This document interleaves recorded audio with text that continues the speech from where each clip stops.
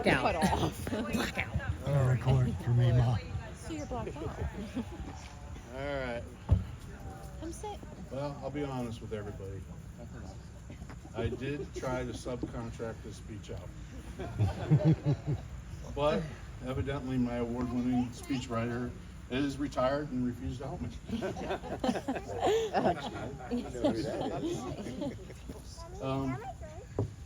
This is a unique situation, you know, being dad and best man. And it is a great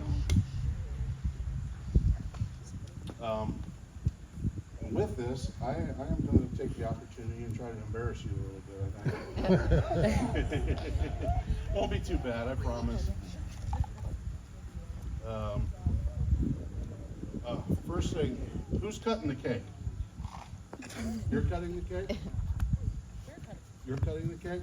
Okay, make sure as soon as you're done cutting the cake, hide that knife. She's gonna wanna lick it. Yeah. Can I lick the knife? That's gonna be me. All right. Can I lick the Nick, knife? growing up as a young child, he was a very well-behaved kid. Very polite, very kind,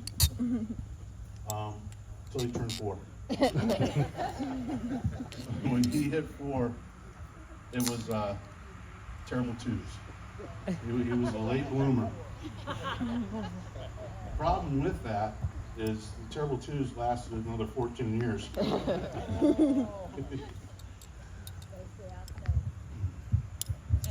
Nick has 4 siblings in his life. So growing up, I would consider Nick was a typical brother. He had his little sisters that he really liked to pick on. I think Lauren got the worst of the brunt. She probably still has nightmares, I think. But he would constantly put stink bugs in her hair, and daddy long legs in her face, and occasionally bologna with mustard on the face while she was sleeping. I don't think he picked on Maddie quite as much. I think he probably was a little afraid of her, because she definitely was a worthy adversary. She figured things out and decided one time she was going to go behind the shed and sacrifice her own flesh and bite herself.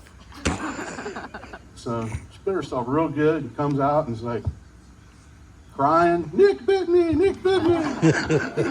And of course Nick got in trouble, and you know, we didn't know any better. I mean, it was years later before we found out what actually happened. Nick, as a kid, he really was not shy at all. Very outgoing kid. He didn't know any strangers. He would talk to anybody. And a good example of Nick not being shy was my parents. They would do things with separately. They did things with all the kids. They would take them to do things like zoos or whatever. And the thing that they liked to do with Nick, and Nick really enjoyed, was going to air shows. They had an air show out in Michigan. My brother was a Golden Knight, and he jumped out, parachute and stuff. And when the show was done, the Golden Knights would gather together in with the fans and do like a meet and greet.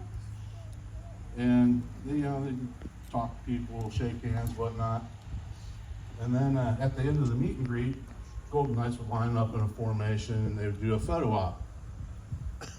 Well, Nick took it upon himself and just plopped himself right in the photo op. So somewhere in Michigan, there are plenty of pictures with Nick doing the ultimate photo bomb to the Golden Knights.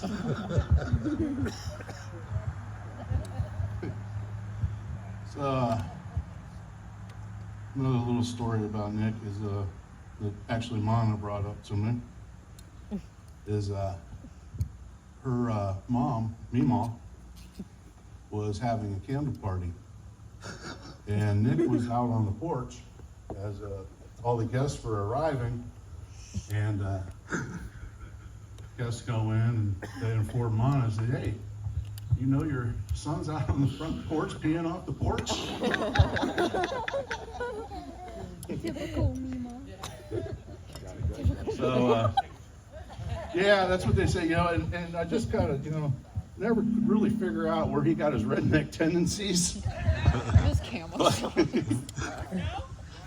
know? But, so I guess I'll take blame for that. But, you know, so of course I had to talk to him. And, you know, I said, "Nick, you know, you can't pee off the front porch. So, you're going to pee off, go to the back porch." So now Nick pees off the back porch. And I'm sorry, Sam, Improvise. you're gonna have to strategically place your plants so he doesn't kill them. But at least it's not the front porch.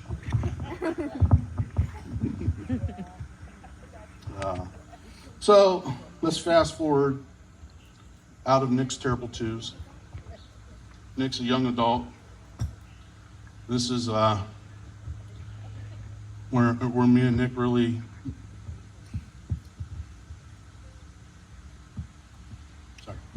this is where we really started bonding.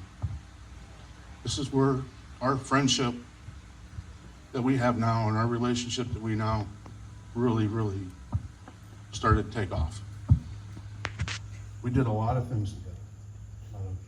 You know, fishing, camping, hiking, lots of conversations about the past, present, future, things that we both had done wrong, things that we both had done right. And it was wonderful. And through this growing process that we were having together and the conversations that we were sharing, this name Sam kept popping up. I never thought much of it. I was like, well, Sam must be some dude he's working with. And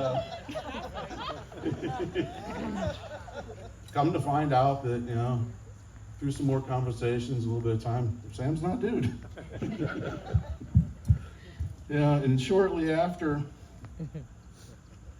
I find out that Sam's not dude, I'm laying in bed. I might have been asleep. I don't know. It was 10:30, 11:30, not sure.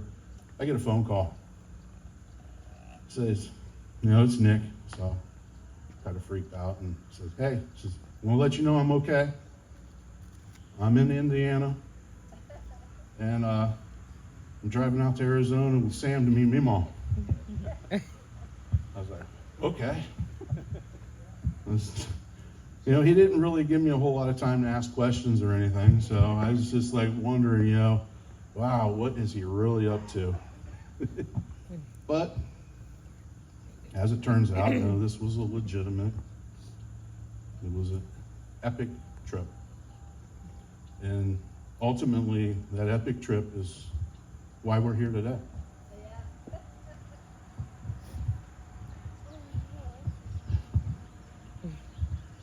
You know, that epic trip forever changed both of your lives. Yeah, and you still got to go to Salt Fork. It's beautiful. You really got to see it. So, you know, Nick gets back, and we have some time, and we can discuss things and, you know, talk about what happened. And he's telling me, you know, giving me the story about the trip, and that's when I realized, wow, this boy's in love. Yeah, so ultimately, that's you know, that's what brings us here today. You know, it's obviously a long time coming. It's worth the wait, you know.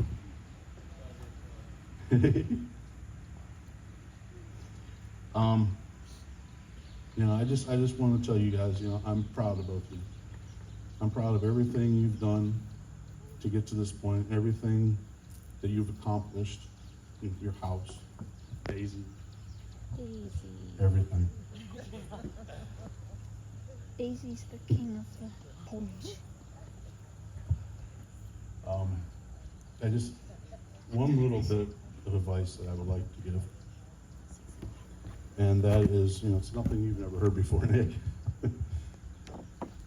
I want you to both continue to work hard. I can't promise you that life will always be sunshine and rainbows. Can't promise you that things are always going to go the way you want them to. But continue to work hard in life. Continue to work hard at your jobs, in your marriage. Respect each other. And I can promise you, if you work hard, good things will happen. Congratulations. I'm so proud of you guys. I love you both so much.